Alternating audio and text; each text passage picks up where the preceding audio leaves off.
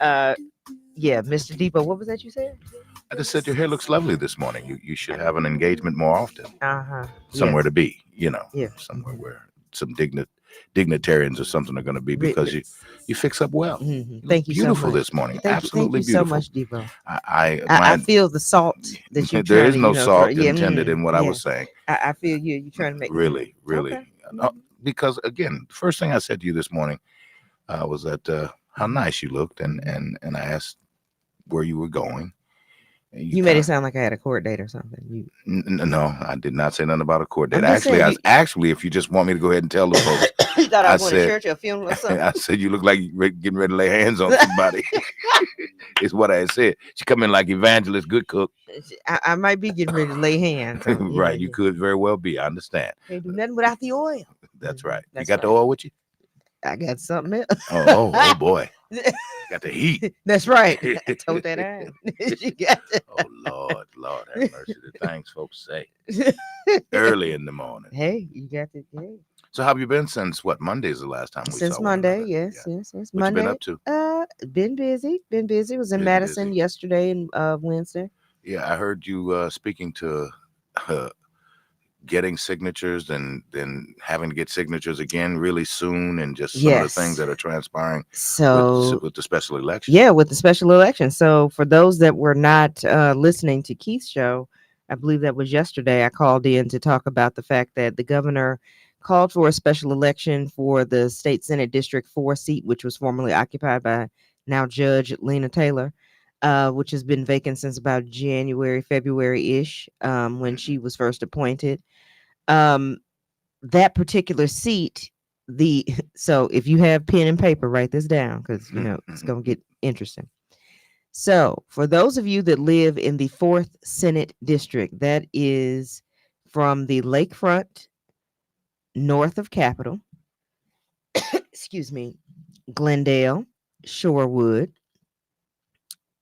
north of Capitol in Milwaukee, up to the county line, over to 124th Street, and down into the small section of Wauwatosa that is next to Madison Elementary School. And I don't know why something's in my throat.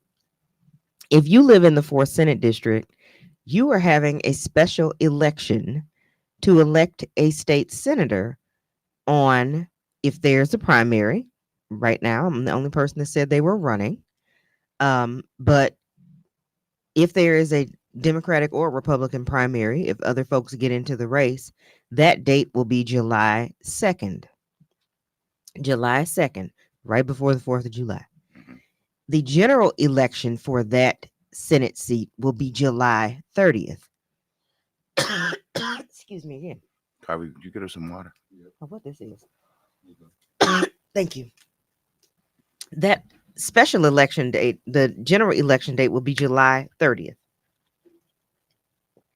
So that's 2 extra dates that you have to think about for that Senate seat, in addition to the regular fall primary, which the primary will take place. That is where myself, State Representative Dora Drake, has already declared for the August 13th Democratic primary will take place on August 13th.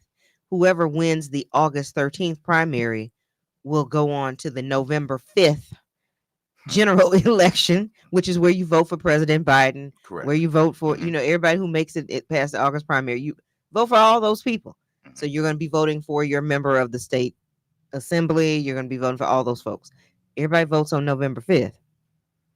But now it's 2 added dates for just people who live in the 4th Senate District because of the special election being called and Tuesday. So basically, there is no representation as it stands, and that's why you then call a special election. Right. Whomever would come out of that special election would then finish out Senator Taylor's term, and then run again when her term. So Senator Taylor's term ends in, let's say, January 1st, 2025. That's the end date for her Senate seat. It would have ended then anyway if she had still been in office and she had not run for re-election. Right. So that is where we are with that. Okay, so you got your track shoes on? Hey, You don't look like you're dressed. You look like you're going to see the vice president or something. keep running. That's Oh, it. now you're gonna throw some Gap Band in That's this right. morning? Hey, so all I got to do is keep running. Yeah, okay, okay. So what do your day look like today? Today, today I am actually going to see Kamala here. Oh, you are going to see the vice president. Yes, I I am. had no idea. Did you? You didn't know? Oh, Heavens and okay. Mercury Yeah, even. yeah. Had not been on your bingo card. Right. No, I'm actually going to that event this this morning. So after I leave here, Have you cleared security and everything? You're yeah. gonna be Oh, honey, this is the cat's meow. So you had to be invited on the list, Mhm, run through, seeing you coming, then they check everything out. mhm. Before you And get then to you do get you, that. you do get confirmation that you're cleared, You or, get or you don't confirmation get that you're confirmation. cleared. Oh no, you get confirmation that you're cleared. So if you're not cleared, they'll be like, "Don't show up. Yeah, they're gonna Do tell you, not." something came up. Yeah, that's not. Oh, okay. Yeah, so they So do the so you whole. in good standings there. Yeah, yeah. I Wow. try not to break the I'm law. really amazed. Yeah, I don't Well, live on the edge. I At least I try understand. not I to. understand. You're Yeah. beautiful, beautiful organ playing, church going, evangelist. Although I probably S- have been to Bedside State. Baptist more often than not, but with So Deacon you Sheet belong and you, Pastor Pillow. you belong to my church then. But you know, you know I'm the what? pastor over there. The king, but see, mine is king size bed King missionary size Baptist bed church. Yeah, missionary Baptist church. yeah, Yes, yeah. So Bedside Baptist Church, faithful member. Deacon Sheet, that's Pastor Pillow. terrible. I sing in the Comforter Choir. It is so wonderful. Wow, this is Yeah. not good. You, But you're giving me some new stuff to look, my add to my pastor be church. like, for real. That's all he say. He say for real. He know, All but right. oh, I turn the. Ain't you got a show to do this I morning? do, but Go, I go for turn it. the phone on for the people who listen, who like me, who listen online. See, on the You phone. listen online, On the phone. so you get Yeah. your I spiritual. actually, I will be on. No, in all seriousness, I enjoy looking at other ministries Mhm, online. mhm. You do miss the connection of not being. So I do go to church. I'm Mhm. just say they ain't Are you lying. one that fell off somewhat with COVID, or COVID messed it up. When I tell you, for and then you, or a a whole lot? lot of people. Yeah, a lot of COVID folks. messed it all. I seen some missionaries They cussing. messed up the game for people who were going. Did you hear what I just said? What you say? I seen some missionaries. They was cussing. That's They ain't got back right yet one either. thing we had to do was, Pastor wanted to leave the phone line open, Uh-huh. so people could say amen and he could hear that Hmm. during He heard COVID. some other stuff He too, heard didn't some other things, so we had to turn that part off. So we had to he? That's terrible. we could hear it inside your house. So Well, that's the same thing he they were heard saying about the he heard schools. pots rambling and everything, and then he heard some other They tell the things. kids, So please mute your phone. yeah. Mom in the Mom background and background cussing could and be back. everything. Yeah, Well, so it's you had bad. to, we had to tell people, be cognizant of The fact that you that are you are opened up. right, right. We can hear it. So That's we terrible. had to turn that part off, but you can't hear now. But You found out who was really saved, didn't you? it's a lot of cussing Christians out here. I mean, I ain't gonna say Well, is it when okay provoked for you. Christians to cuss? I mean, I was Jesus got angry, so I don't But did he see. curse? I can't tell you that part. Now I have to ask Keith if he cussed, but I'm just gonna tell you. Hey, the How would anger was there, so how does Keith know if Jesus he'd cussed have or not? probably read the Bible cover to cover. I ain't gonna lie and say I read it like that, like straight through. I don't know. Yeah, Keith, I may have missed some having gone details. to seminary school and all of that, Right. He he knows. He probably went to seminary knows. school. This is what he does. So Right, I'm going to right. leave it to him to answer that question. I do know that Jesus did get angry. Well, the Bible speaks to the fact that he got angry, Right. but did he cuss was the question. I mean, you had to ask somebody who was there. I wasn't So now there. most folks I know when they get angry, what they do? Hey, They they cuss. cuss. They got Kirk Franklin Kirk on Franklin would tape cuss. cussing. Kirk Franklin, Dietrich had there. Hey, human beings. That does well for me though. If I hear, you If hear you the hear your pastor preacher go off. cuss, you really proud of him, huh? Hey, that means that the tangibility factor is there of this That being a means you human still being. got a chance. Because if they'd have made the pastor that mad, and hey, that mean I got a way to get in. Well, that pastor that boy pulled that gun on, he didn't cuss. He handled business, didn't That little old slap he did, boy, he didn't really hit him like he was upset. He was, he? Hey, I know some preachers that. yeah, Yeah, yeah. Do we have any politics or something we could we do talk have about? politics that we're going to talk about. We're going to get off this subject because see, you start early in the morning. Good morning, everyone. No, you didn't. Just try to get back all professional. But Good morning, good everyone. morning, everyone. It is May 16th, 2024. It is a nice looking day outside. If you, it's gonna rain today.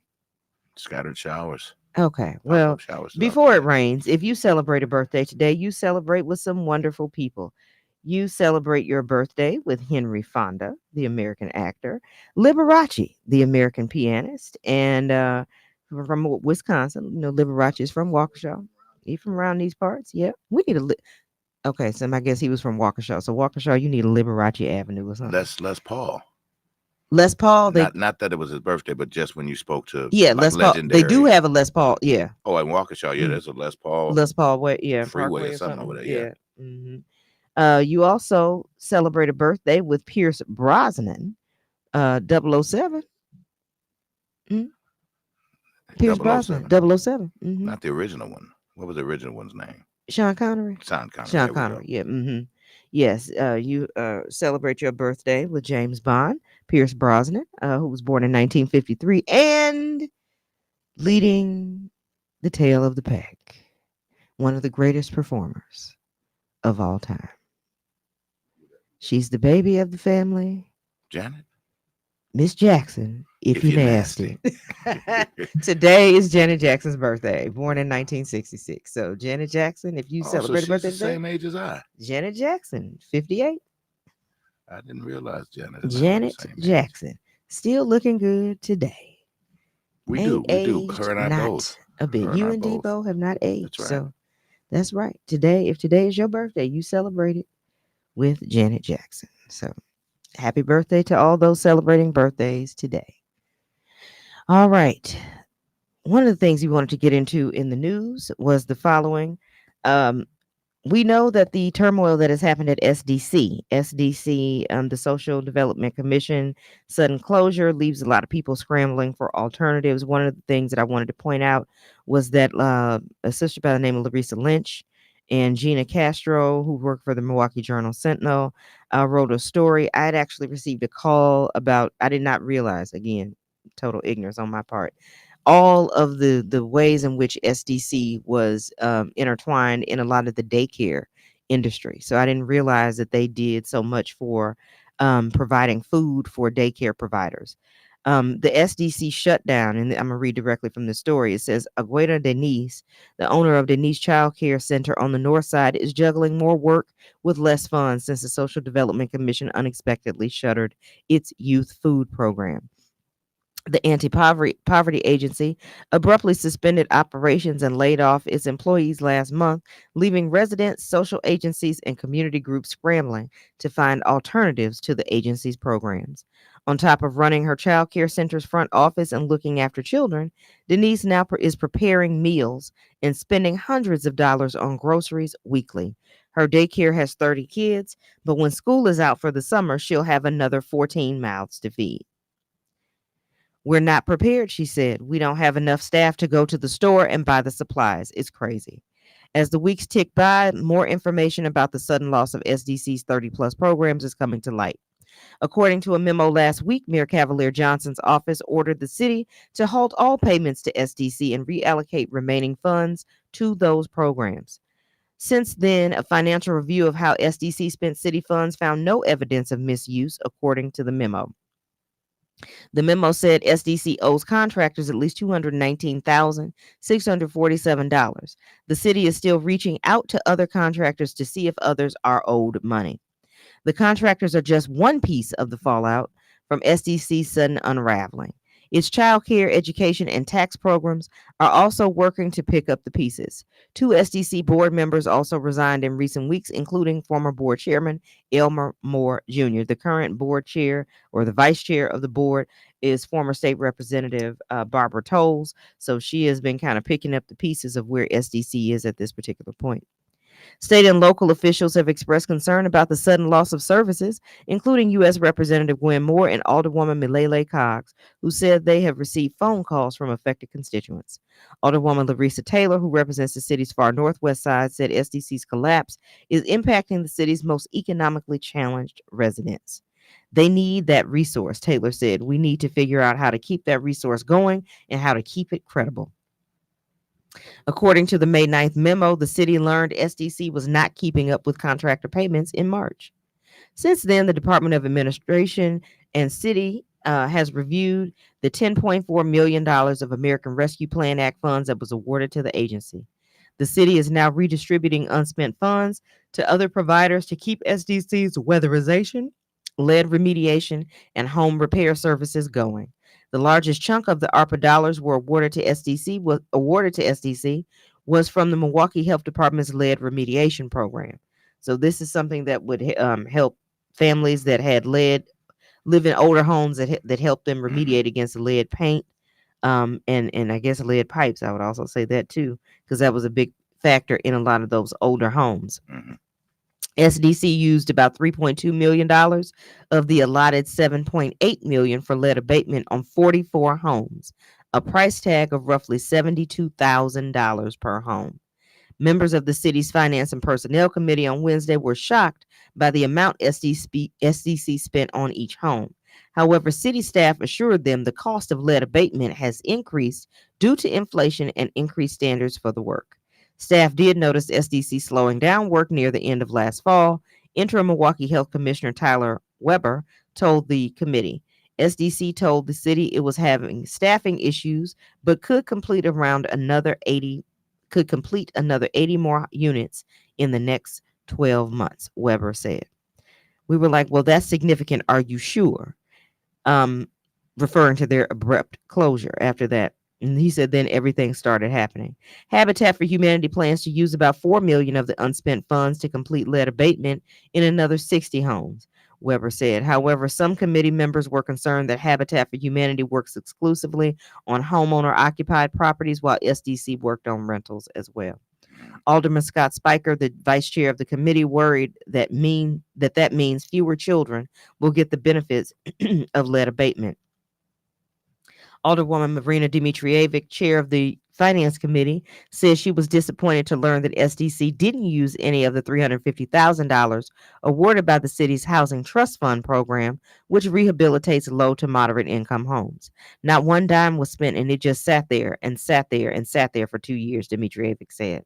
Those funds will be brought in front of the council again to be decided on how to spend them. In addition to the ARPA funds, the city awarded another 777,000 in community development block grants and other sources to SDC for neighborhood improvement, homebuyer counseling, and job training. So basically, what this means is that they're saying that SDC didn't have, like, it was nobody that was putting their hand in the cookie jar per se, as far as the or misusing funds in that way, but the cost of lead abatement programming and all those things went up, so they were able to basically service fewer homes because of the price tag. So let me be careful how I word this. All right. I know George left. Hint. Yeah. The impression that was giving Mm-hmm. was certainly that there was some misappropriation. Right. Right. Um, and it just makes, because I heard you speak to weatherization out. Now, would energy assistance fall under that? Yes. Because Yes. they When were they a give you part of those a kids, big part a of big that part of their whole programming piece. was the weatherization, because we would send Yeah. people there all the time to apply for weatherization grants. Let's say you had, old insulation in your house, or Hmm. your windows were no longer, keeping Right.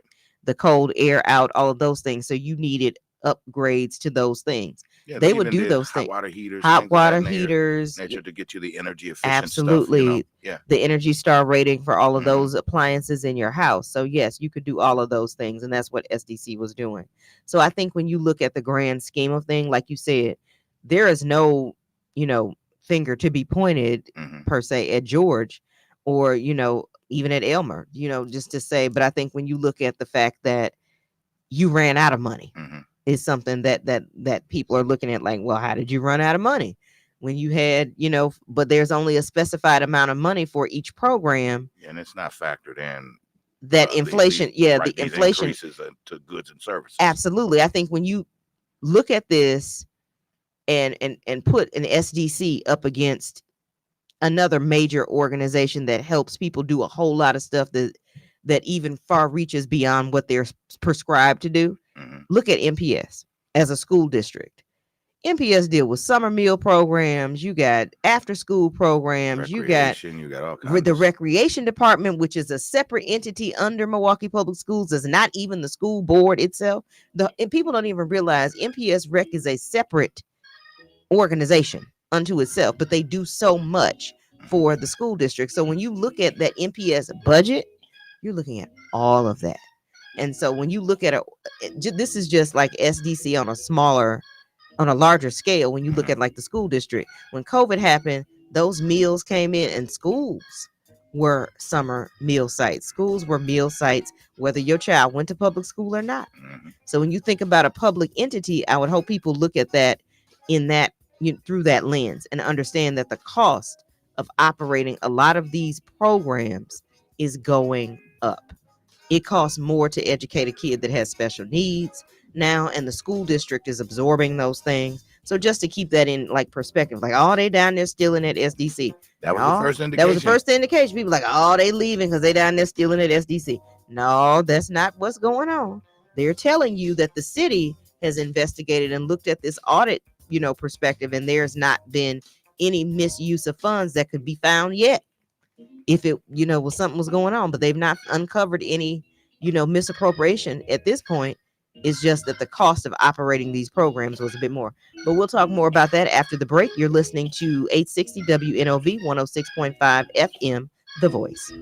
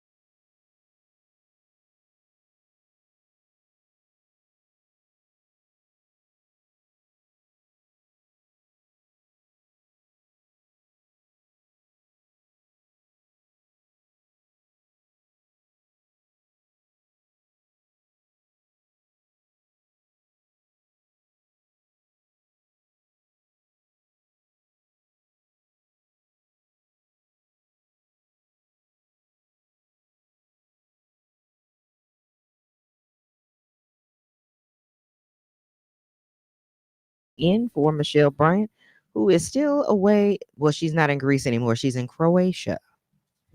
So I talked to her yesterday. She had arrived in Croatia. Croatia. Was a part of Don't they be the fighting and cruise. stuff over there in Croatia? Not right now. I think they It's moved gonna be on. some fighting before she Before leaves. she leaves, she gonna start She something. gonna Yeah, start want to be something. starting Yeah. something. No Yeah. sooner as she get back here, they're gonna kick off. It's just, Where'd she go? This she gone. she gone. She done It's kicked it just off too though. much. It's just always something causing trouble. You know, when you left off and you were speaking to MPS and all of that, how's that developed? Oh boy, you I okay? do not know what is going on. That's This is the called old. OLD. I don't know who you're talking about. I don't know why I got this little tickle thing in my throat, but that's okay. You were That's because saying you dressed up. that has nothing to do with it. Yeah, all kind of stuff happen when You you were dress up. saying No, I was just saying. You know, how's the whole MPS thing fared out? I don't. You know, they just the had some budget. meetings because they sent me There was a list recently. of meetings. There's Yes, like there are going to something be last night, several, and and I yeah, can look at that. Um, and I was amazed because I don't even have a child in MPS you don't need a anymore. child in school. You pay. I You live get in it, but why? Milwaukee. You Did? pay. How did I end up on their email list? I don't know, but be glad you on the email list. Give them Miss Richards' information so she won't miss no more meetings. No, but that's the thing. I think a lot of people have that mindset, and that's a dangerous one to have. I ain't got no kids in school. I ain't got no reason to go to a school board meeting. Yes, you do, because you are an investment. You're a stakeholder in the school district. When you live in Milwaukee, you invest every year as a They ran homeowner. my representative off. Well, maybe Debo, you No, can run for school board. There's an opening if your representative is no longer there. Wendell used to be a school board representative Yep, too. Wendell Harris Wendell was a Harris. school board representative for many years. Yeah. So, I mean, but again, that's the opportunity that you have with a democratically elected process. Anybody, But the META, the MTEA is the school, the teachers union, Milwaukee Teachers Education Association. don't they tie your hands quite a bit with what you can and cannot get accomplished?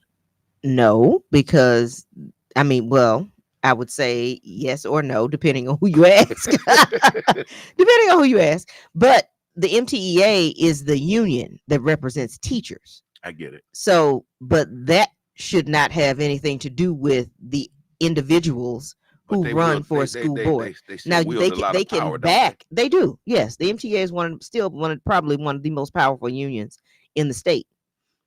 Even post Act 10. So Mhm. okay, but they represent the interests of teachers.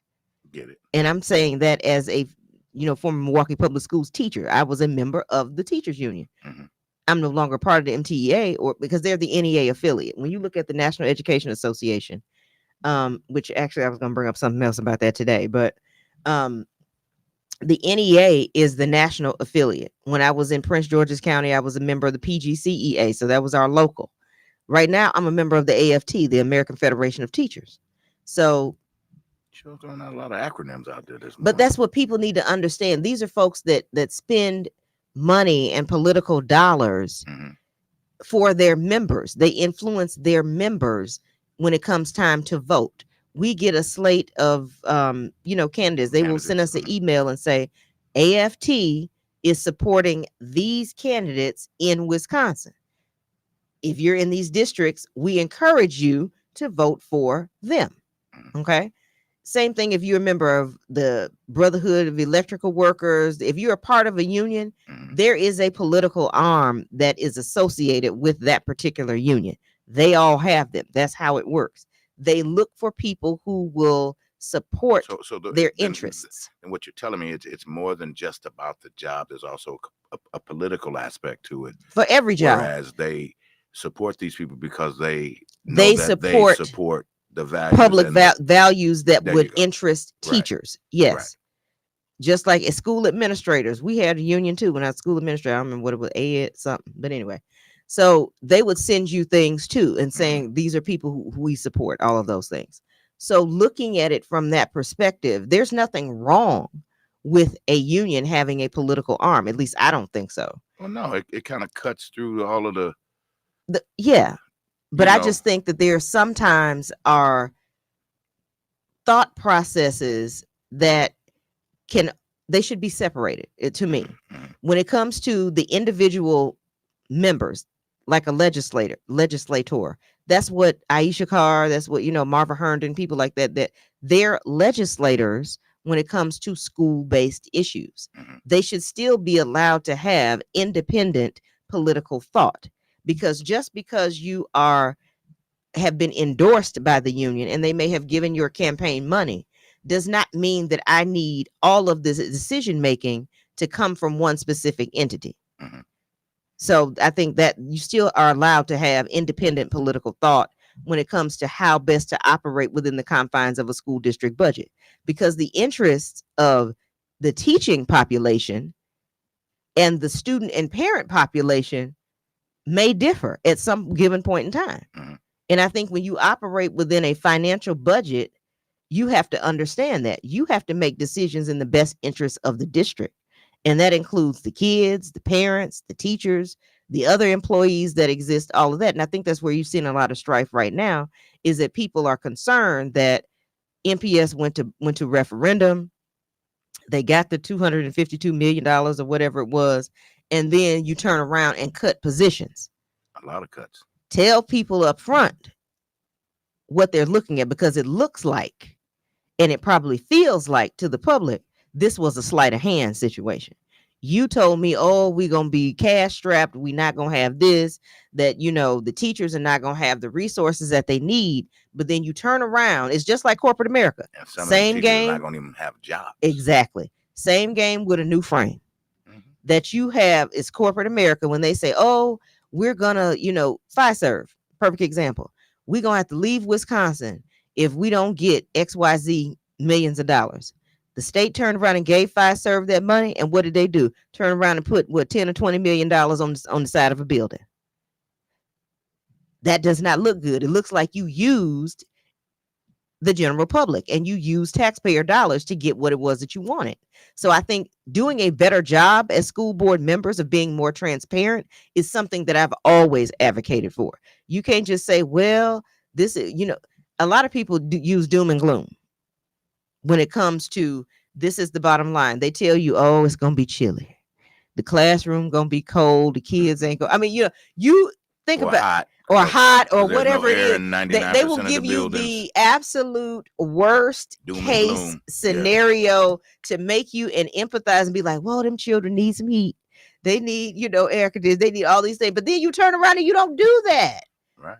There's no air conditioner that's getting ready to be bought at MPS. Now the message that you received, the one that I most recently received, and I looked at it yesterday, they were talking about what to do with some of the buildings. Is that the one that you got? Probably. I didn't look, but if that's something that you got, one of the, and I think that is, and I was looking for it, that's what I stopped doing. I started talking. I can't do two things at once, right? Um, which, do you have your email that you got? I'm attempting to pull it up now. You're trying to pull it up? Okay, because I don't think I may have gotten what you got. And it may just be based on your district or where you were, so I'm not sure. But one of the things that the public needs to understand is that Milwaukee Public Schools is unique in the fact that the school district does not own the school buildings. The city of Milwaukee owns all of our public school buildings. That is not the case when you go to probably the other 420 school districts that exist in the state of Wisconsin. The school district owns the buildings in those instances. In Milwaukee's instance, the city owns the school building. So that is why, number one, it takes a long time to sell a school building. I know you're like, well, they just, changed, Jackie Robinson is, senior living, and, other school buildings have been turned into other types of things when those Okay, schools so I close. just sent you something You sent it to my email? via text. Oh, via text. All right. We heard the ding. It's there. Um, But yeah, so that's one thing that you have to realize is that Debo, how did it come to my phone? I mean, my. All right, I can look at it on here. All this technology. I know. Oh, now it just came through on my phone. It came on the computer first. Um, but yeah. So looking at it from that perspective, oh, this is the strategic plan meetings. Yes. Okay, I see what you're talking about. So this says, take our survey, attend a meeting. So you probably took the MPS survey. That's how I they ain't have. took no doggone survey. You may have. You never know. You were trying to be. It just says the part I was looking at that caught my eye was it said offer input about MPS buildings, attend a meeting. Okay, and let me give just you all these different meeting dates. These are different meeting dates, and I'm going to let the public know about them. So one thing you need to understand is that usually yearly or every other year, MPS has they do community surveys. The response level of the community surveys is usually so low, it's laughable. Nobody takes the survey. Right. And I'm talking about people who work in the school system. Some of them don't take the survey, and they send it to their work email every day, at least once a week, telling you to take the survey. Or you have people who work for the district take the survey, but nobody from the outside community actually takes the survey. Yet you get upset when they come back and say, "No, we need some more money." But you need to answer the survey. So do that, please. So it says, take the survey, attend a meeting, strategic plan, community session. I know how I got on the list. How is it? Because I'm on the e-notify. If you are on, I was getting ready to mention e-notify. Yeah. You should be, everybody should be on e-notify. That's through the city of Milwaukee's e-notify system. Mm-hmm. You can sign up to get updates from your alderman. Yeah, there's different ones. There's different ones you can check. And if you checked all of them, you can just say, send me all of them. That's for the committees that your alderperson is on. You'll get the notifications from your alderperson, and you can check for Milwaukee Public Schools. You can get the notifications from the school district as well. So one of the things they're asking folks to do is to take the survey about the strategic plan and attend one of the community sessions that they're having about building use, district communications, and long-range planning. It says, we need your voice to help guide future planning in the district. So they're having, the next few meetings that they're having is Monday, May 20th from 5:30 to 7 p.m. at Hamilton High School. That's on the south side, 6215 West Warnemont Avenue. Tuesday, May 21st, 5:30 to 7 at Bayview High School, 2751 South Lenox Street. And Wednesday, May 22nd, 5:30 to 7 p.m. at the best school anywhere, Rufus King High School, 1801 West Olive Street. So there are three different meetings that are left to attend regarding strategic planning and long-range planning for the district. You can also use this QR code or go to the MPS website. They're asking you to take the community and family survey by May 27th. You can take the community and family survey by going to mpsmke.com/MPS, and there's a whole lot of letters, SPCF survey. And that's all together, and you can get there, or you can wonder if we can get Romeo to put this on the website for WNOV so people can just get to it. We certainly can have Carvey post it. Oh, Carvey can post it. Okay. Post it now. Yeah, Carvey, you want to? It's on this thing. I'm gonna He gonna send it to you. Debo will send it to you. So Carvey is gonna post that. The QR code is there. Once again, Monday, May 20th, 5:30 to 7 at Hamilton High School. That's 6215 West Warnemont Avenue. 6215 West Warnemont Avenue on Monday, May 20th. On Tuesday, May 21st, from 5:30 to 7 p.m. at Bayview High School, 2751 South Lenox Street. And Wednesday, May 22nd, 5:30 to 7 p.m. at Rufus King High School, 1801 West Olive. They're having those three community sessions. They're asking the community to come out to those particular sessions. This is also in a. What's the one that was it yesterday? There was one. They did have a session yesterday. I think that may have been. That might say, well, they're all on in a certain area. We missed one already. We missed one already. Yeah. Yes, there was one at Madison. There was one at Madison High School. So they basically have had two on the north side, two on the south side. that Yeah. they So plan. if you missed the one that was So if you closest missed the to you, you might one have to. that was Yeah. closer to you, you may have to venture a little bit further if your schedule allows for it. But the next one on the north side is at King, 1801 West Olive Street on May 22nd. The other two are on at south side locations, Hamilton High School and Bayview on May 20th and 21st. The next north side location is May 22nd at Rufus King High School. So it's interesting that Debo brought this up, like, oh, they're having some meetings at MPS and this is what's going on. They asked me to, participate in this meeting. These are important because they want to hear from the public. If you don't go to these meetings, they go with the people who are there. The small majority, the small minority that comes to these meetings and voices their opinions will be, what's looked at and what's taken and move forward with. So I think that's something that you have to understand. This is also interesting because going back to our original conversation about, looking at how we, exercise budgets, how we do all of these things, we have to look at the fact that our get rid of that. We have to look at the fact that our of where we are in this particular time. And what I mean by that is understanding kind of the trajectory and the history that goes along with where we are currently. One of the things that I wanted to bring up is that the president today um, is doing something. He is commemorating Brown versus Board of Education, the anniversary of the Brown versus Board of Education. And we know that to be the historic Supreme Court case that desegregated public schools in the United States.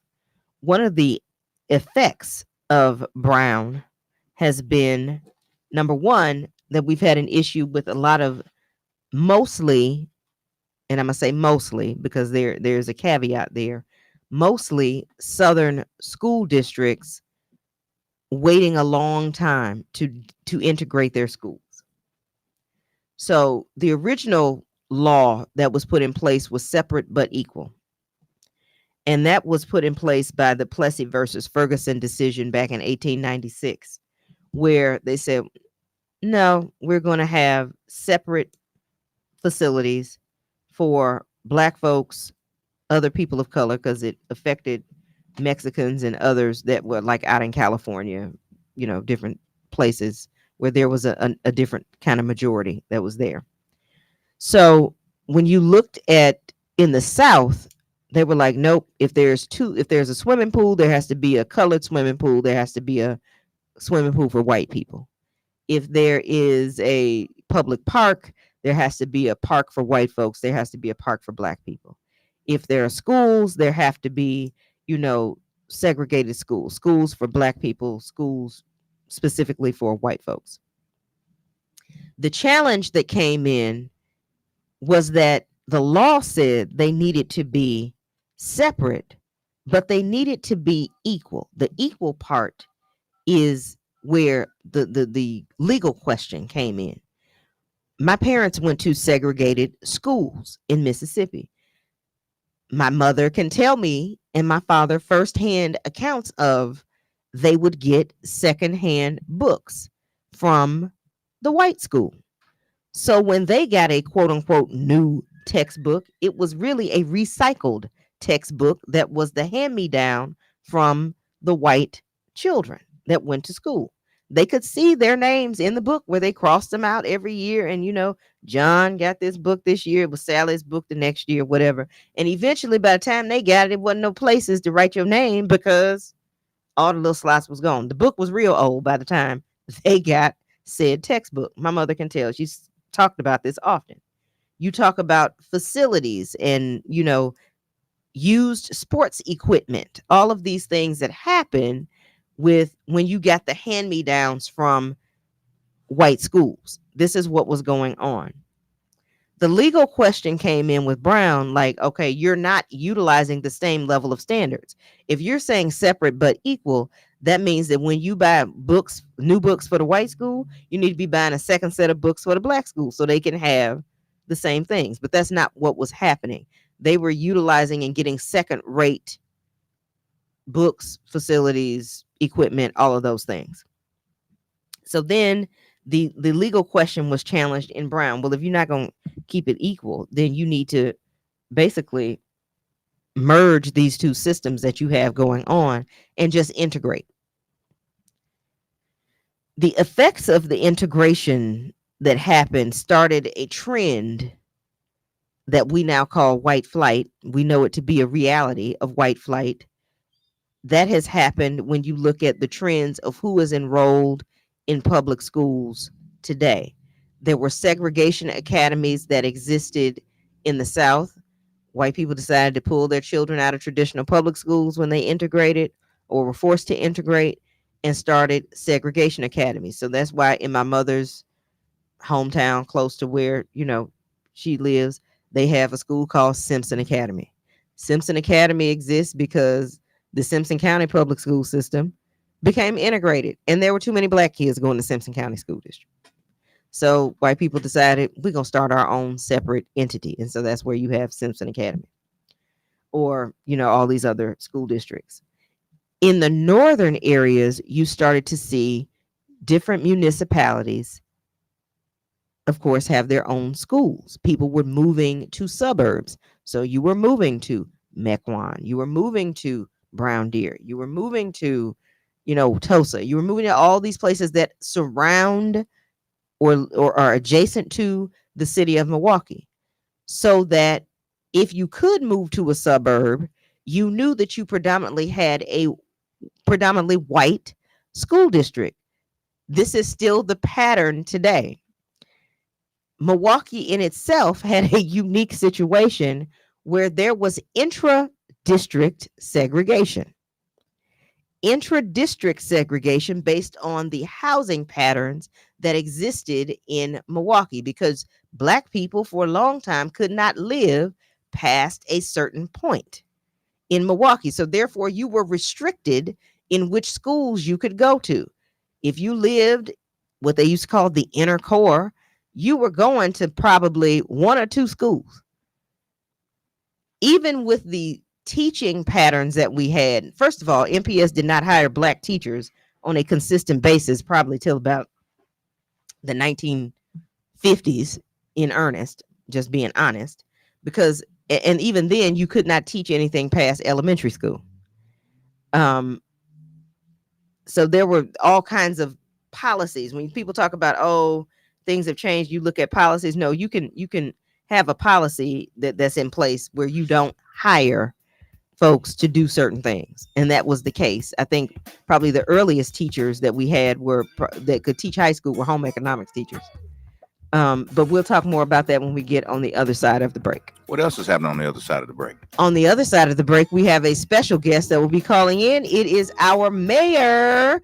Cavalier Johnson is calling in because he wants to talk about my soror's visit today, the Vice President of the United States. Keep it where you got it. That's right.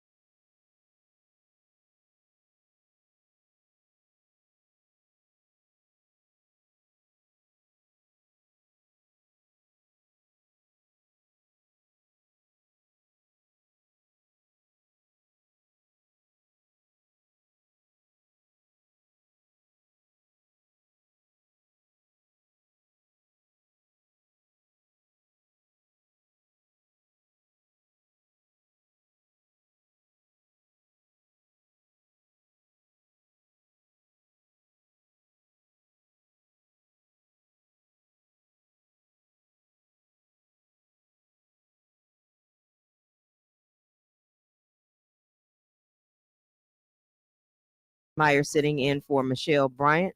Don't forget you can join the conversation with us today at 414-444-5250, 414-444-5250. Before we get our special guest, really, Devo? Before we get our special guest to call in, we were talking about President Biden. I made mention today that he was commemorating the anniversary of the Brown versus Board decision that integrated public schools. We're talking about the aftermath of that integration and kind of the resegregation of public schools that is existing today. One of the reasons I was bringing that up was because of the impact that it had on the teaching population. When you look at many African American teachers were dismissed from their positions in a lot of Southern schools once school integration happened. There were balance agreements in a lot of in a lot of states where they talked about having a balanced staff or not hiring or keeping on African American educators. That is something that has left a lasting impact on the profession. When you think about the de facto segregation policies that existed even in cities like Milwaukee, that were northern cities that struggled to hire African American educators, we still feel the looming perpetration of that even today. When you look at roughly, I think it was at the last count, and I'm probably being generous, probably about 13, 14, maybe 15% of our teachers in our school district being Black teachers. There's been a struggle to attract and retain Black teachers to the classroom. But I think when you look at that history and a lot of the programs that exist, um, there's been a tapering off of African Americans going into the education field, yet we always are the support staff. And I think that's something, going back to what Debo was talking about earlier. When you look at positions to be cut, support staff gets cut first. Those are your cooks, those are your safety aides, those are the people that are teachers' aides. Those are people who are most likely being people of color. So that is why I've been encouraging Black folks, other folks of color. Specifically, I'm talking to Meech. I meant to say that. So we look at people, to look at folks that make up the school district, that look like the kids that make up the school district. Overwhelmingly, our public schools have children of color in them, Black, Hispanic, and students that are other ethnicities that exist in those school districts. Overwhelmingly, they make up that population, but the teaching population does not reflect them. So I think that's something that we have to think about when we look at this resegregation that exists. Also, with looking at how legal challenges are presented to the court system, in the future. When you look at, we talked about intra-district, inequity that existed back in the day. There's intra-district inequity that exists right now. I always use the example of North Division High School, or schools in general that are in the 53206 consortium. I worked at Our Avenue. I was shocked at the fact that my kids at Our Avenue got to have a librarian like once every 2 weeks. And this was back in, I think I worked at Our in like 2018, 2019, somewhere up in there. That's crazy, because having attended Our Avenue, there was always a library in there. That was like a part of the Right. It was fixture. a standard fixture of Yeah. your school. Mhm. Matter of fact, I think it was after that. So I think I went to Our maybe in the 2019, 2020. I don't know, but I don't remember. But I was like, wait, what? When they were like, yeah, we don't have a gym teacher today because he was like a traveling PE teacher. And I guess the man got sick and he didn't come that day. And I was like, well, what does that mean? And they were like, well, they got to stay in class. And I was like, no, if the gym is available. I took my kids to the gym and they were able to have, PE time. I made up a game. We did whatever. Then you had free time to run, jump, play, exercise that energy that you have when you're in the fourth grade and you don't know who wants to be stuck in a classroom. So it's like those types of inequities that exist, but yet kids who go to schools that may be right up the street, some of our immersion programs, all of those the specialty programs that they have, those parents advocate for the kids and they will shut down a school board meeting. Do they still have PTA? Yes, PTAs do exist, or you can have a PTO at your school. Mhm. And there's a difference between a PTO and a PTA. PTA is like a whole national organization.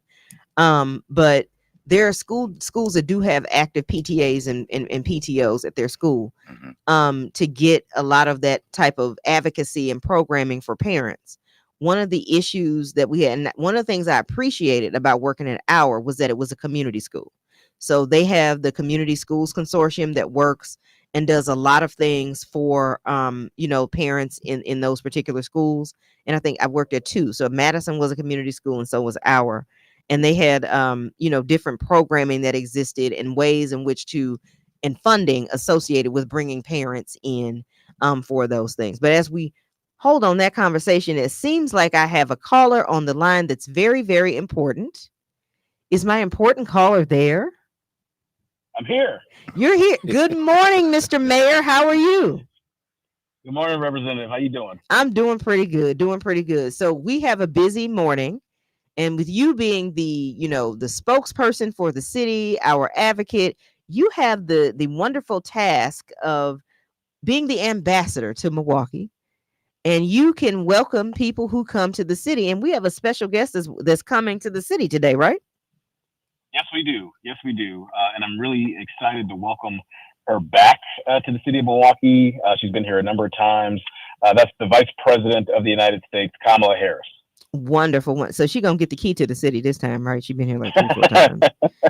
yeah, something like that. We can just tell her she's a Milwaukee resident now. You've been here 4 times. You can come. You can buy property. It's fine. So the vice president is coming to Milwaukee. What is I heard that she's here on a economic kind of tour. She's been going to different cities across the country. Milwaukee is one of the latest stops on her kind of economic empowerment tour. Tell us a little bit about why she's coming. Yeah, and the vice president has been doing a lot of work across the United States, telling the story, the positive story of the Biden-Harris administration and their work to uplift the economy for everybody in this country, and particularly for African Americans too. So just to highlight some of the things that the Biden-Harris administration has done that's benefited the Black community, not just here but across the country. Just think about this: the Black-white unemployment rate in Wisconsin narrowed to 2.3 percentage points below the national gap of 2.9% in 2023. That's directly because of the policies of the Biden-Harris administration.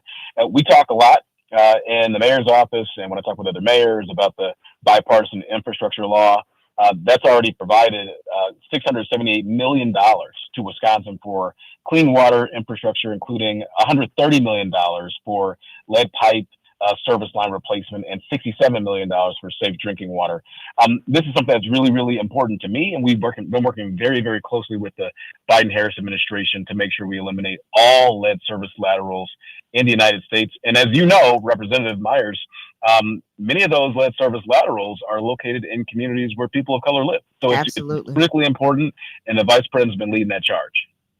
Absolutely, absolutely. So, Mr. Mayor, is there with the vice president coming to town, and we're talking about the economy and all of the things, and she's coming on like a receipts tour to me, to show exactly what the Biden-Harris administration has been doing, how they've been able to help childhood poverty. And, I was listening to, The Truth, I think it was the other day, and the president was on Sherwin's show talking to him about, a lot of the things that he's done for the African-American community. And to Sherwin's credit, one of the things he did was say, now tell me exactly what you have done for the Black community.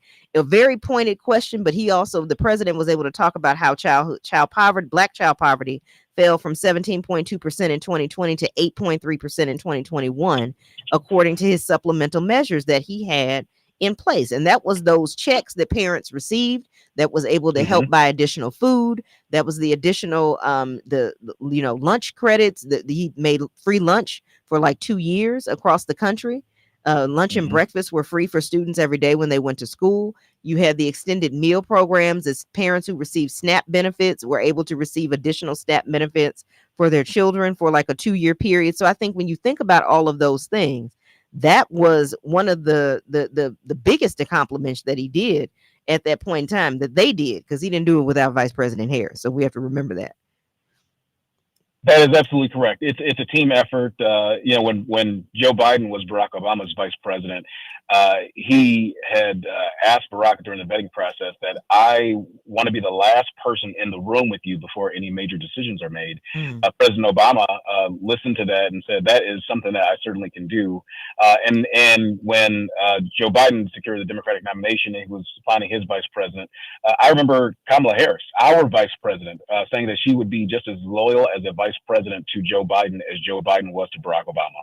And she has not failed in that regard. So it really is a team effort. And to your point, Representative Myers, black child poverty was cut by more than 50%, Right. more than 50% due to the policies of the administration of President Joe Biden and Vice President Kamala Harris.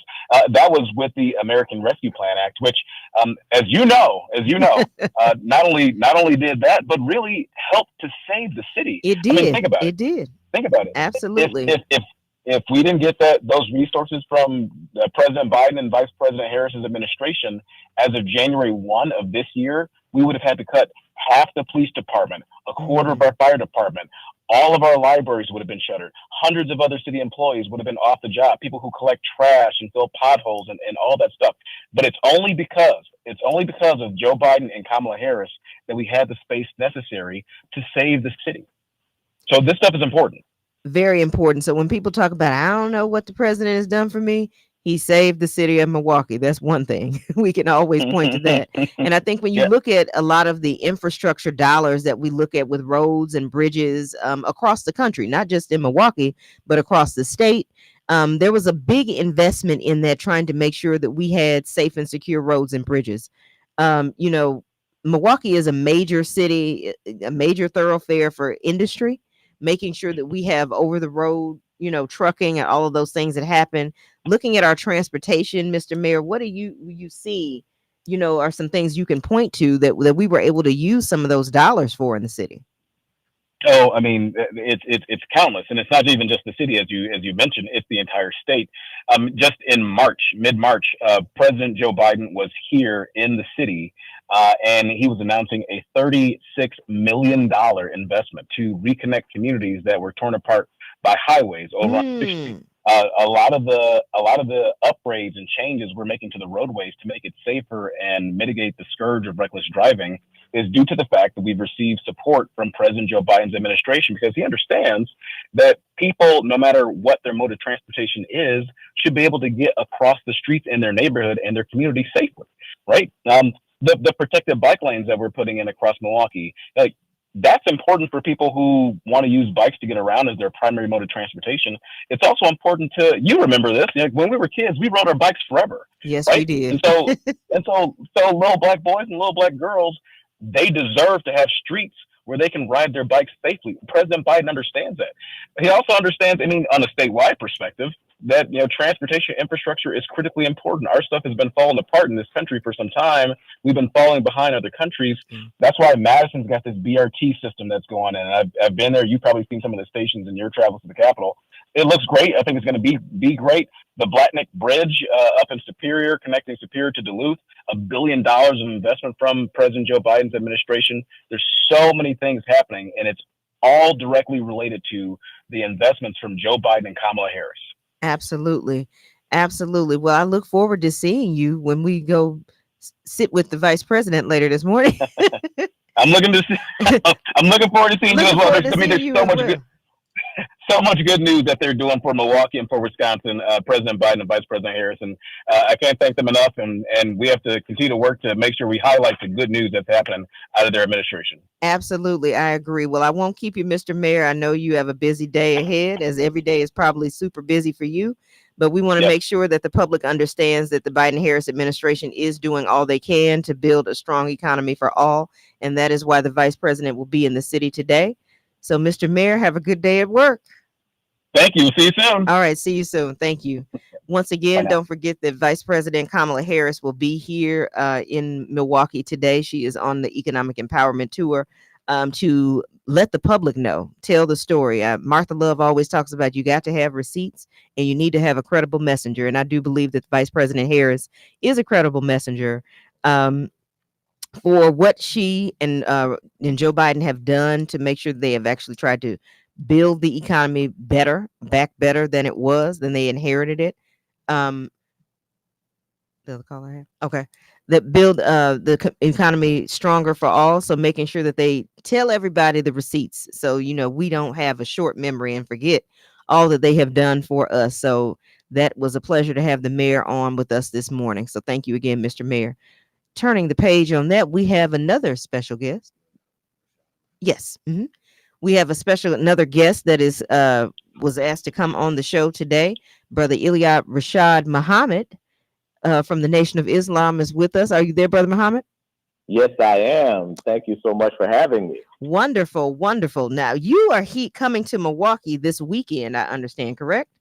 That is correct. All right. I think you are being sponsored here by the Nation to talk about um, I'm gonna say the wheel, because that's what I hear the minister talk about. When I hear Minister Farrakhan, I've seen many of his speeches, and he has professed and prophesied and talked about the wheel and talked about what everybody else considers unidentified foreign objects.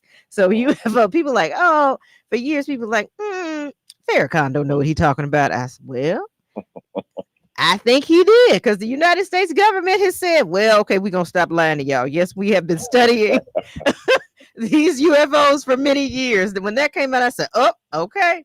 Minister Farrakhan was on to something. He was on to something. And you have is it a documentary? That is correct. It is a documentary film titled Answered, The Coming of God. Okay. Tell us more about that.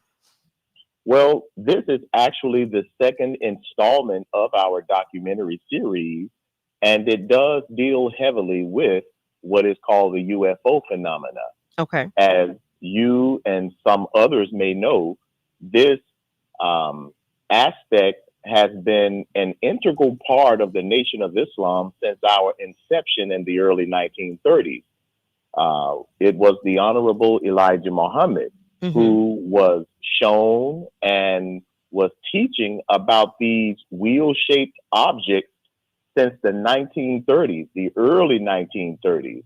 And of course, during that time, up until almost recently, the Nation of Islam had been mocked and ridiculed for believing, as some call, spaceships and these things like that. But as you suggested, Sister Lakeshia, now, over the last 2 years or so, we see how government agencies are just now admitting, not all, but some of the fact that what Elijah Muhammad and Minister Farrakhan have been sharing has been absolutely right and exact.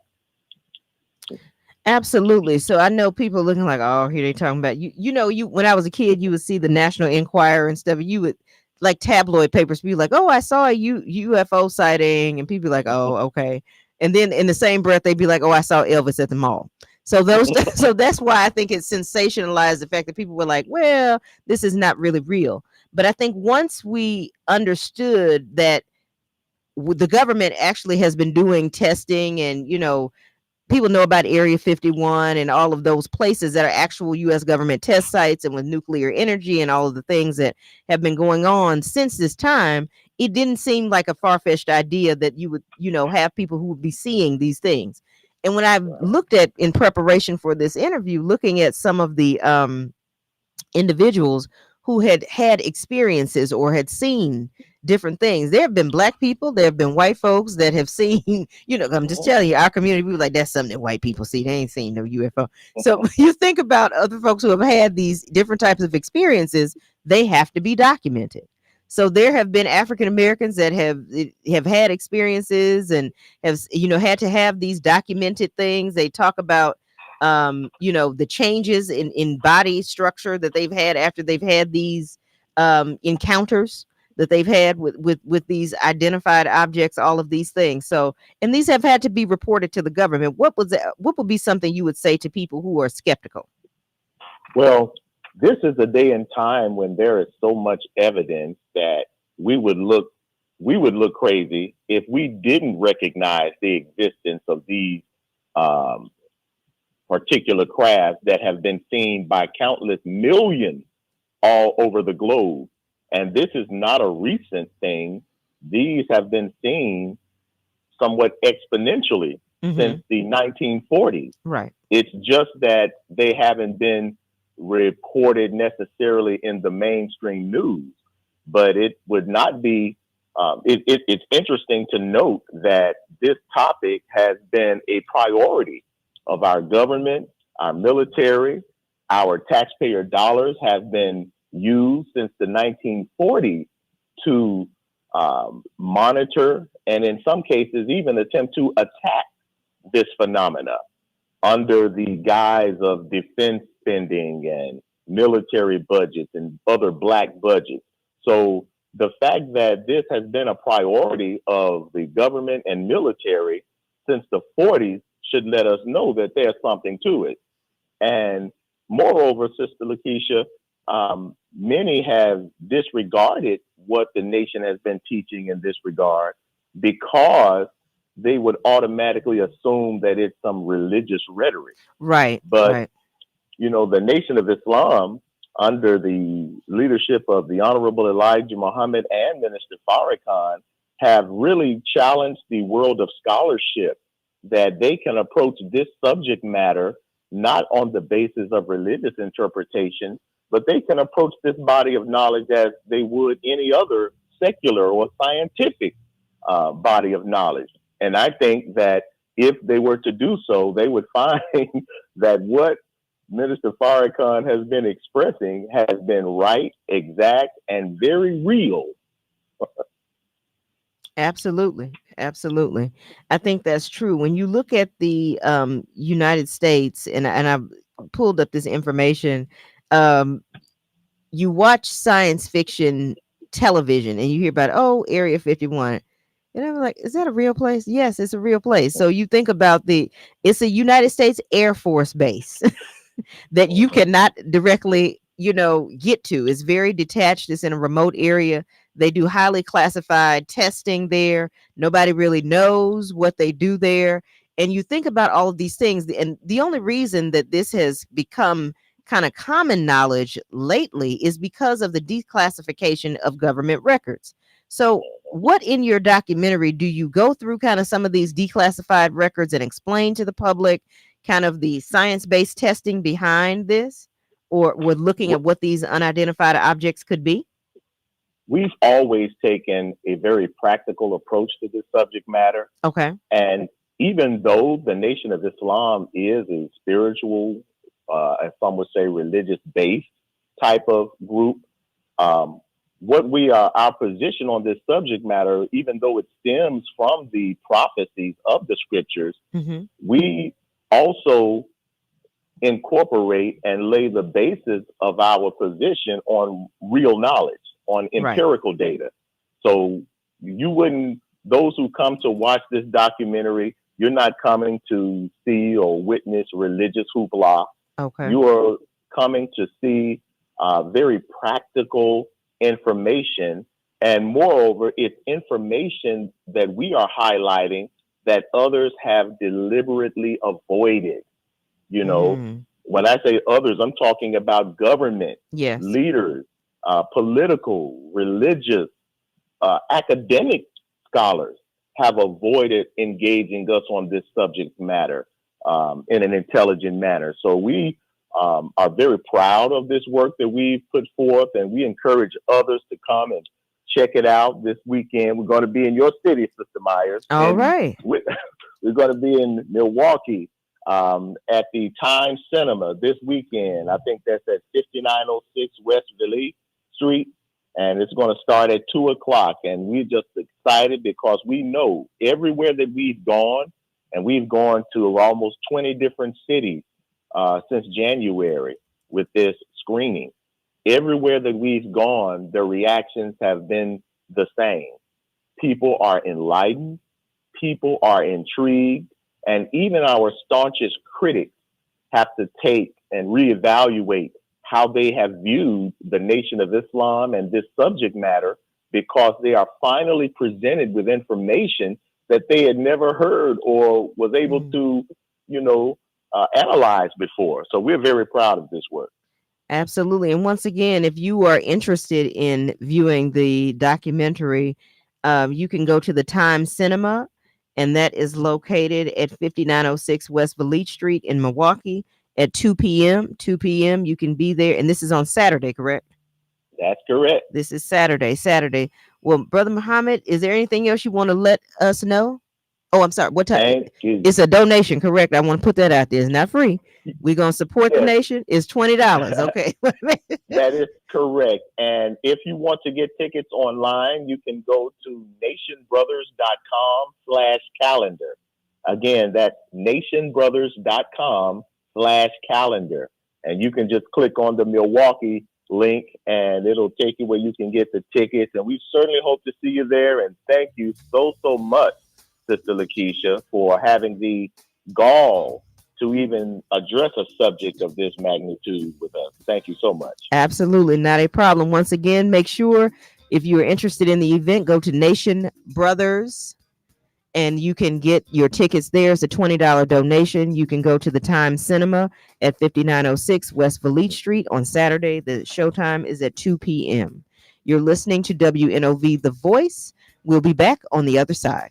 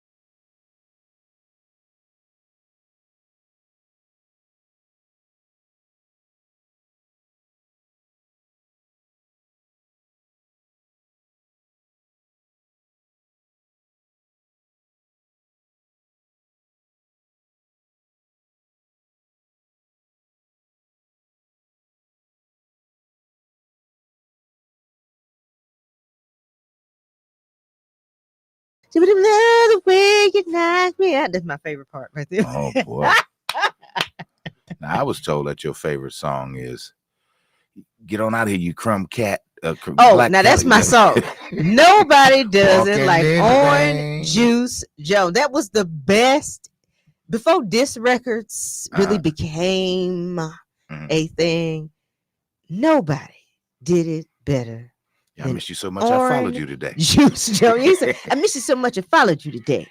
Yeah, I thought I'd come up and do a Rambo, but I chill. Didn't want to mess up my $3,700 Lynx jacket. We said, you like me is like cornflake without the milk. What do you say about you never go? What do you say? You never go broke or something? What do you say? Yeah, he said, but you never go broke. Wow, he said, I bought you so much stuff you couldn't even pronounce. He said, you alley cat coat wearing. Something else, crumb cake. I said, Orange Juice cussed you out without even cussing you out. That was the word best, of vulgarness. the most vulgar cuss out on video at that time. He said, yeah, don't go in that room and put everything I bought you. What you came here with is in that bag. You just need to leave. Wow. Yeah, Orange Juice Joe. What do you like about that record, so? First of all, the fact that the video was so, in terms of when you judge videos based on what we know today, it was a good video. But then you had these three brothers, the backup singers, in tuxedos, singing back up to Orange Juice.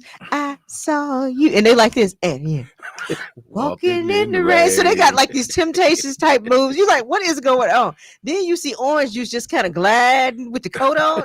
That's the best video. Can't nobody do it like Orange Juice. And then the fact, the content. Did he ever make another record? I don't know nothing else.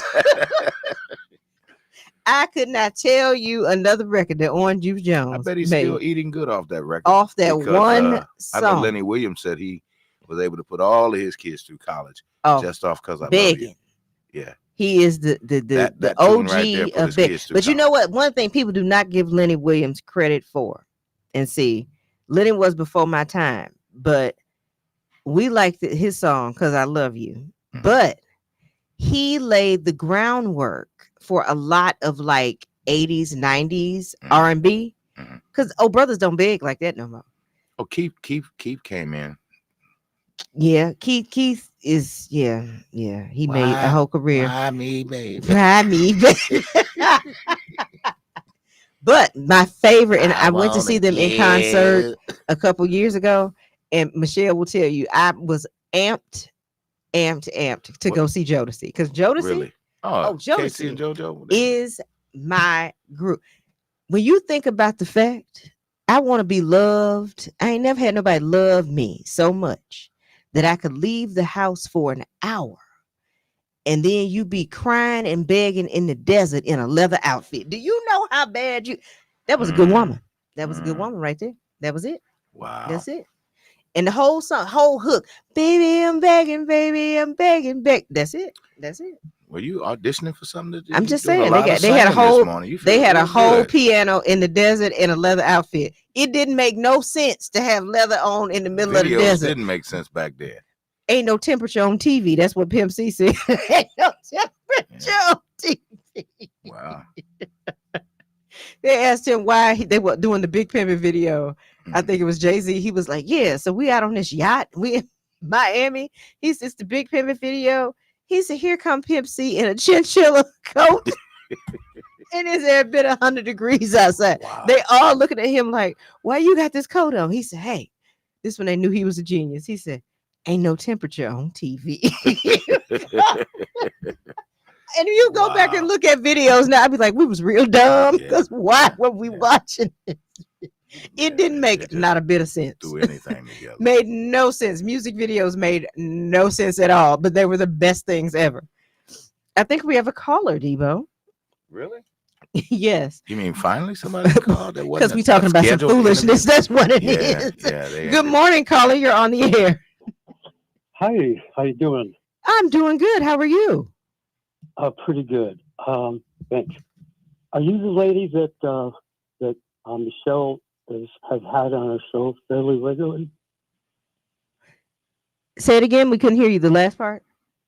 Oh, are you the representatives that Michelle has had on fairly regularly? Yes. Or the last 3 months? Okay. Yes. I have to critique a little bit and add some information Okay. that you've regarding the Middle East and North Africa. Okay. So North Africa to me comes before Middle East.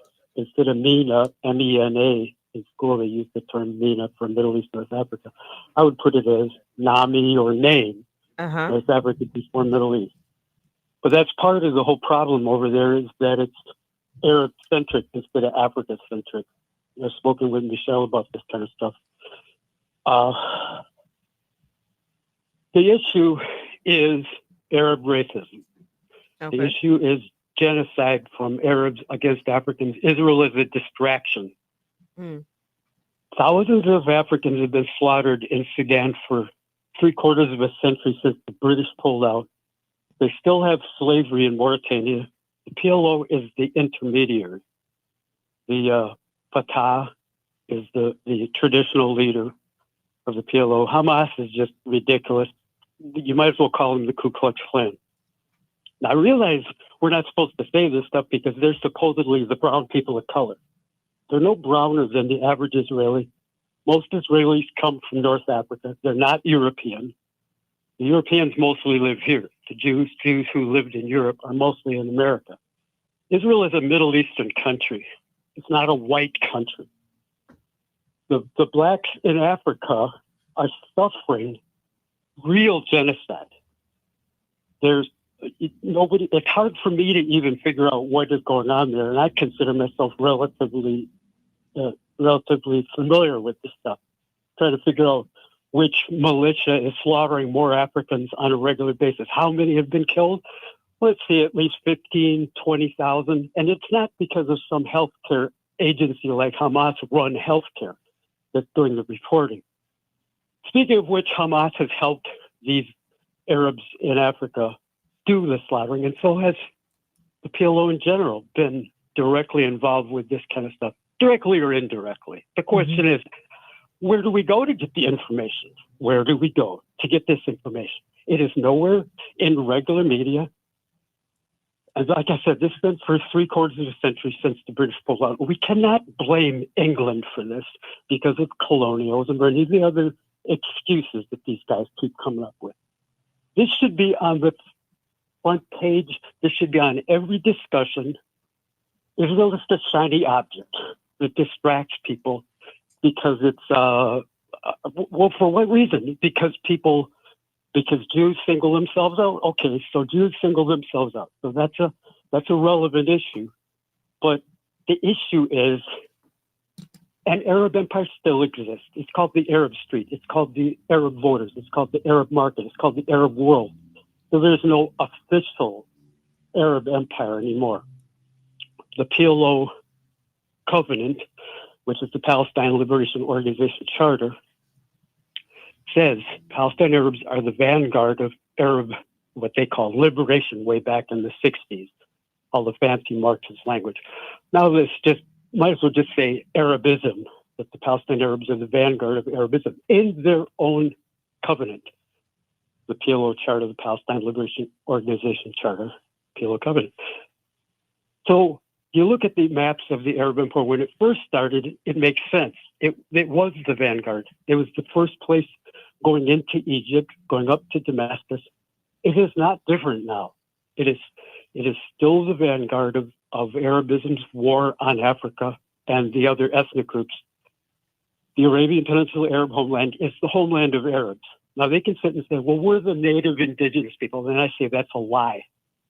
That's a lie. Now, of course, it's not 100% lie because they came in and through paternal conquest, then the local women, wherever they go, become absorbed through upwardly mobile marriage. And you guys know all about that kind of stuff over here. But the identification of Black people with the Palestinian Arabs instead of the victims the Afro-Asiatic victims is a complete reversal of the truth. Not that there is an identification, but the identification is a mistake. This is something that is so basic, but you have to look at it from and I'm not talking about South Africa, the North Africa perspective. Nobody talks about that. Mandela was zip. Farrakhan is zip. Farrakhan gave a whole speech on Darfur. You cannot find a single sentence there where he says Arabs killing Africans. Not a sentence. Look up Farrakhan speaking of Nation of Islam. The Arabs killing Muslims, Arab slavery over Muslim Africans. Farrakhan does not say a single word. Instead, he turns it into a diatribe against what he calls fake Jews, attacking the so-called Palestine people. He never calls them Palestine Arabs. If you call them Palestine Arabs, all of a sudden your head has to click and say, wait a minute, Arabs are not native to the land of Canaan. So then you realize, and now genetics shows, yeah, there's a relationship. I got a little bit of that in my own bloodstream, but yet I'm called Ashkenazi Jew. But I have a little bit of Arab in me because it's organic. So to say I'm a white racist is an absolute fraud because I oppose my cousins being racist, and it's in my blood. If I look at my map, I go all the way to Mauritania, all the way down to Somalia, because I have the exact same blood as them. But it's a little bit different, like a German from an Anglo-Saxon, like a Northern Chinese versus Southern Chinese are not identical, but they're close. So there needs to be a discussion about this. It can't always be that Israel is the white supremacist. That is an absurd concept. That is a ridiculous concept. The majority of Israelis are not from Europe in any form or fashion. Like I said earlier, the majority of them are in the USA. The vast refugee problem of Jews from Arab countries, now they make up the majority of Israel, and they vote right wing. They vote disproportionately on the nationalist side, and they have been doing this since they came into Israel from being refugees in North Africa. They're a mirror. One of the questions that I have with that would be regarding the current policies that exist. I think we all have to understand that we are looking at we are inheritors of, we inherit the history that exists before we entered the scene. So I think that one of the things that folks are, I said, I think we inherit the history that exists before we arrived, and we are trying to look at it from that lens and try to operate within the intelligence that we have based on where we are and in the current climate that we're in. So I totally understand what you're saying about what's happening in Sudan and that has happened in Darfur, and in Eritrea and all of the other countries that exist on that time. So I think those are the things that we're looking at. So I don't think that anyone is trying to ignore, the issues that are happening in Sudan. And I agree with you, it's not on the national scale that we see the, issues that we have with Israel and Hamas and what is happening in Gaza and Rafah at this time.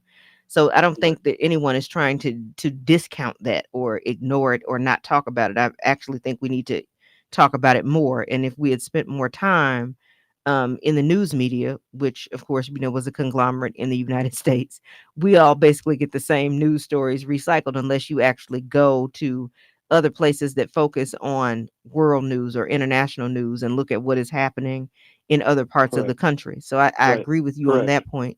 I think what we're looking at now, as far as what folks in the United States understand, and that's being challenged on a daily basis with the protests and things that are happening now. I think they're understanding this from a humanitarian perspective. There is a fine line between defense and then what happens after that. So how do we look at it from the defense perspective, but then also not take away the humanity of others that have nothing to do with the politicization of it. So I think we have yet to figure that part out. And I think that goes for Sudan. I think that goes for Darfur. I think that goes for Israel.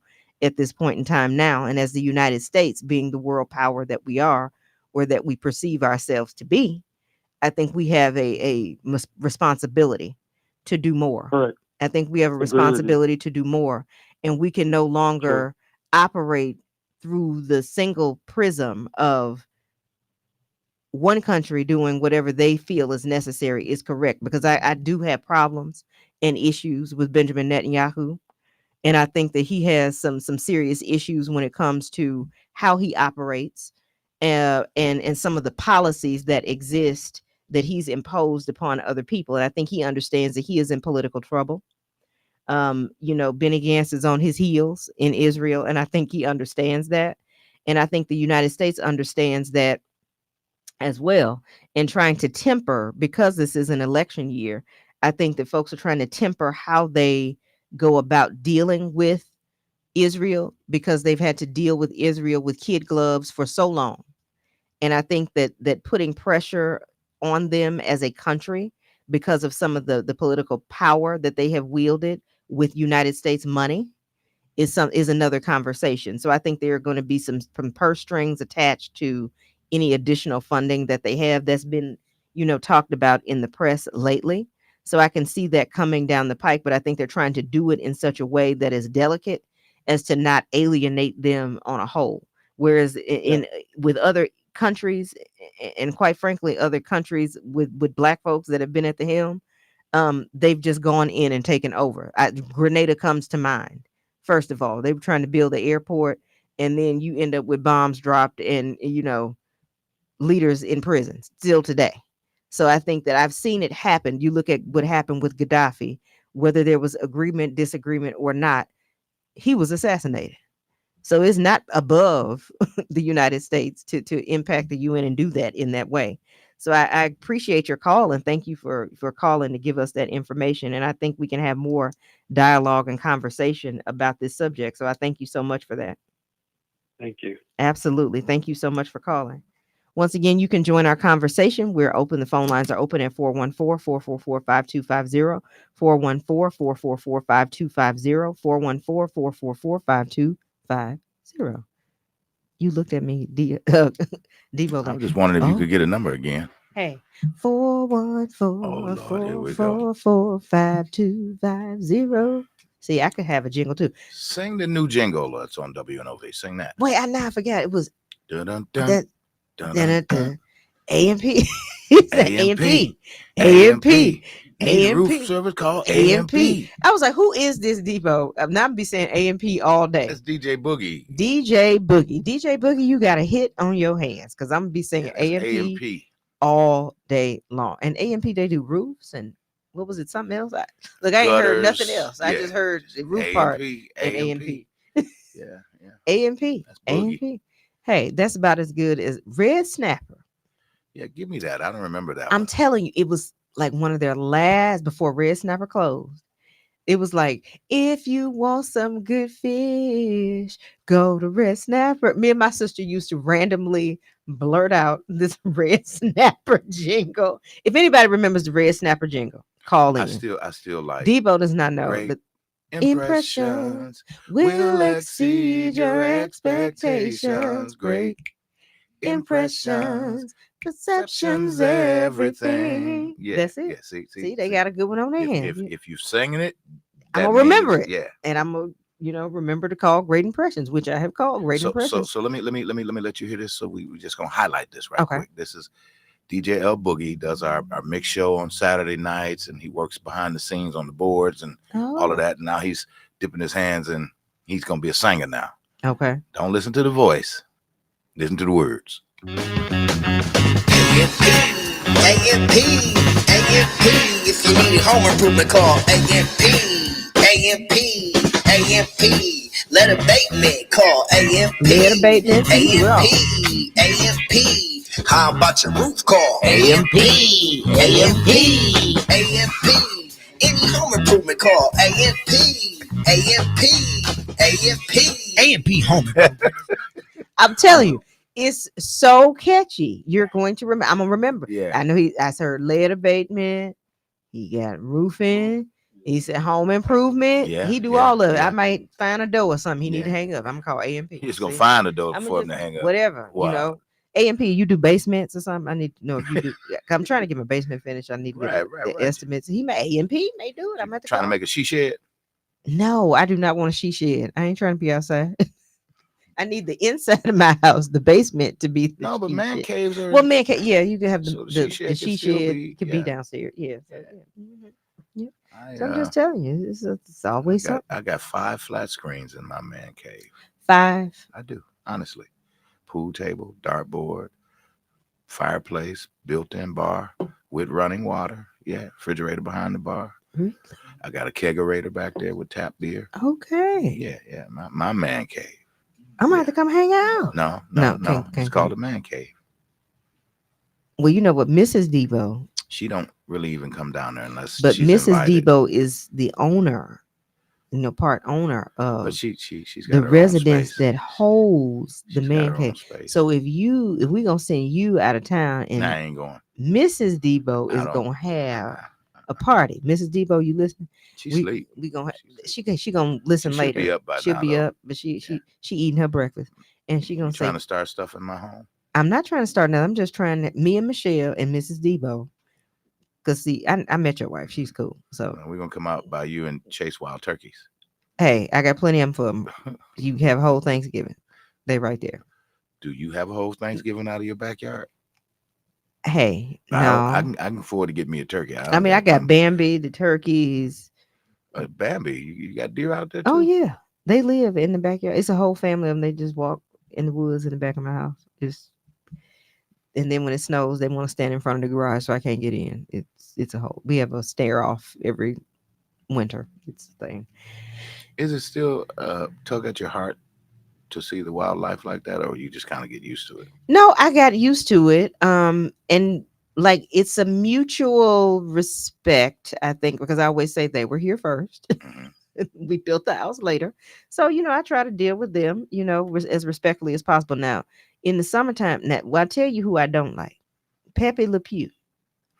Every summer, somebody decides to hit Pepe or his cousin on 107th Street. And because my windows on one side of the house face that street, the funk from Pepe it comes straight into, and I was like, somebody hit a skunk out here. So it's always like it's like amazing how long that smell and it lingers. lasts. I was like, Jesus. But yeah, other than that, the deer usually do pretty good in the turkey. So we coexist very well. Good. We have a caller. Good morning, caller. You're on the air.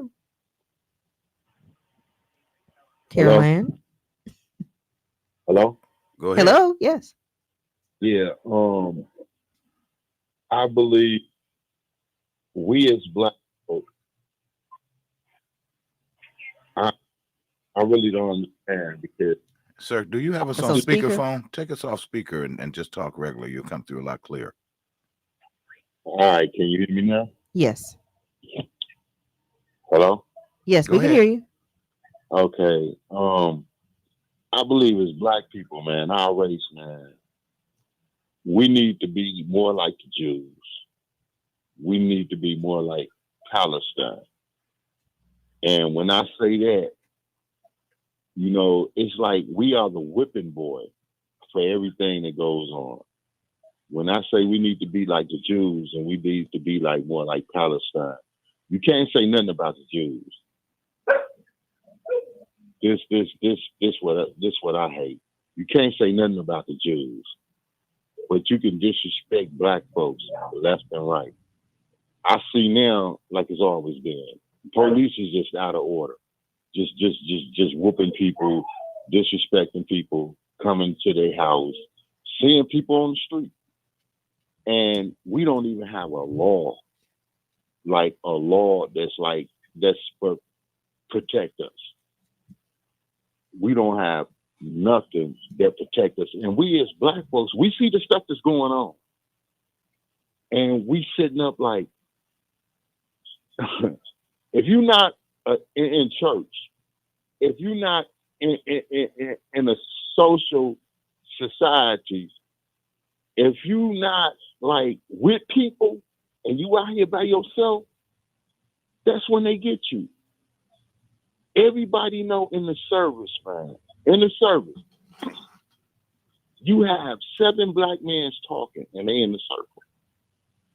They have a straight up black man, not a white boy. They have a black man to go up there and say, "Hey, break this up. Y'all just talking. Just break this up." You have 7 white boys talking in the circle. Don't break them up. And then the other black people that's in charge that can stop this, they don't say nothing. We just, man, our race is just out here, man. The women is against the men is against the women, you know, and we don't see nothing. We can't see what's coming. That's why I'm glad they let the migrants in. All this talk, we don't have no money. When it comes to black people, man, they closing down schools right now, all over. And I go out to the suburbs and they building schools. And this is what I gotta say. What's wrong with black people, man?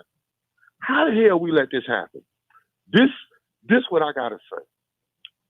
In the city of Milwaukee, all these houses out here, we can't get nothing done. You go to the suburbs, and there's less people out there. They streets is paved of gold. They streets is just immaculate. No holes, no nothing. And we as black folks, like we living in the third world. Like we can't add up 2 + 2 is 4. All these black people's paying taxes. And we sitting up like, oh, well, the streets are not done because look at the demographic. Look at the demographics of the people in the suburbs. The people in the suburbs, it's less than them. And they are living like rich. We in the city, and it's more of us. And we sit up and go, well, you know, we paying taxes for this, you know, streets ain't fixed, you know. I mean, we just can't do it, you know, because they doing this, and the third. I don't understand why black people don't sit down and go, how the hell them people out in the suburbs, schools are great. They kids eat. I'm tell you what they kids eat. They kids eat pancakes. They kids eat lunch, hot dogs, hamburgers, pizzas. Our kids eat like slaves. We need to get ourselves together, man, and everybody needs to stop all this giggling and dancing, because the world's gonna get worse. They done already let so many people in, and this the thing. Well, I thank you for your for calling in and giving us those words, because I think you are right. When you demand better, you get better service. And I think a lot of times, and I'm speaking as a politician, the squeaky wheel is who gets the oil. The people in my district that call and complain and show up and send me pictures about issues, they get those things taken care of. And I know for a fact that, you know, folks, it's because, you know, people are not going to hold you accountable. You get away with what you can get away with. That's human nature. And I think there are people who live in the city of Milwaukee that live well. They live in communities that are taken care of. They don't have trash on the street. They do all of those things because they do their part, but they also hold the folks that they put in office accountable. And it's not all on politicians. It's on everybody to do their part. But I think you made a perfect point in saying that we have to demand better. We have to do more. You are right. Lunch has changed. I've worked in suburban schools. I've worked in city schools. There's a difference. Parents demand better. They demand different nutritional standards. They demand that you know, different contractors are used for the food service companies that we use. Dr. Myers? Yep. It's time to go. You see the clock on the wall? I do see the clock. It's time to go now. You know, we're going to do like the Baptist preacher, right? And as I close, there you go. There you go. As I close, it has been a wonderful time spent with you all today. Have a good rest of your day. And when will Michelle be back? Michelle should be back on Monday. Monday. So good to me. Really? I didn't even know the rest of the words. Monday. I didn't have an idea you were going to actually do that. Hey, because I know music, Debo. Yeah. Well, I mean, I'm cool with it, but I just. You gonna turn off the Jackson 5? Yeah. We don't want to do it. I'd like the Jackson 5. We don't care for the Jackson 5. You don't care for I'm sorry, what? Not the bubblegum Jackson 5. What? Yeah, not the bubblegum Jackson 5. We'll do. I can't wait to get to school each day. Yeah.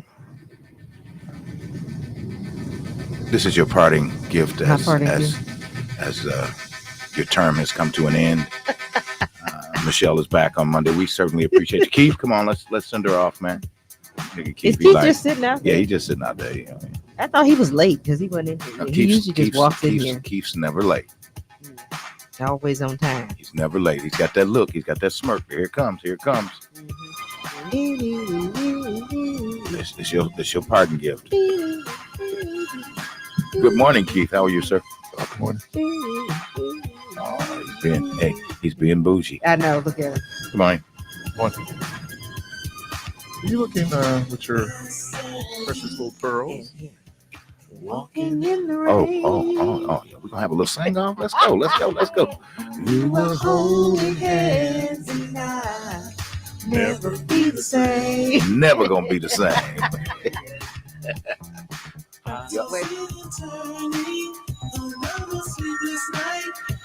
We gotta skip to your part, don't we? You Crumb Cat.